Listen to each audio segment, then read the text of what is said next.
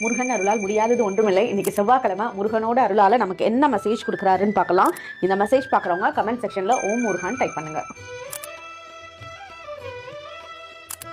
நீங்கள் ஒரு விஷயத்த நினச்சி ஒரு கரெக்டான பிளான் பண்ணி அதில் போயிட்டுருக்கீங்க. ஆனால் நீங்கள் பண்ண பிளானில் நடுவில் கோணல் மாணலாக இப்போ நேராக ரோடு போகும்னு நினச்சி இந்த 1 மணி நேரத்தில் ரீச் பண்ணிடுவோம்னு நினச்சி போகிறீங்க. ஆனால் அப்படி இல்லாமல் நிறைய கோணல் மாணலாக அந்த இடத்த ரீச் பண்ணுறதுக்கு 3 மணி நேரம் ஆகிற மாதிரி இருக்குது. அந்த இடத்த ரீச் பண்ணுறதுக்கு 3 மணி நேரம் ஆகிற மாதிரி இருந்தாலும் நீங்கள் ஆகக்கூடிய டிலே டைம் உங்களுக்கு பெட்டராக தான் இருக்குது. அதனால இந்த இடத்துல இந்த தடங்கல்கள் இருக்குது, ஏன் இவ்வளோ டிலே ஆகுது அப்படின்னு நினச்சி நீங்கள் வருத்தப்படவே வேண்டாம். உங்களுக்கு போய் அடையக்கூடிய இடம் பெர்ஃபெக்ட்டா இருக்கு.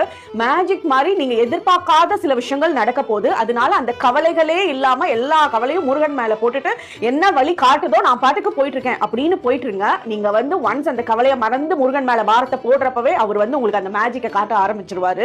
அதுவும் பணம் ரீதியான விஷயங்கள்ல உங்களுக்கு வர வேண்டிய பணம்லாம் பெர்ஃபெக்ட்டா சேரும். முருகனை நீங்க வேண்டி கேட்டீங்க அப்படின்னாலே அவரெல்லாம் ஆண்டியா இருந்தவரை கூட அரசனா ஆகினவர். சோ அவர் உங்களை ரொம்ப நல்ல நிலைமைக்கு கொண்டுட்டு வராரு. எதுவும் இல்ல கவலைப்பட வேண்டாம், எல்லாமே வரதான் போகுது. ஓம் முருகா.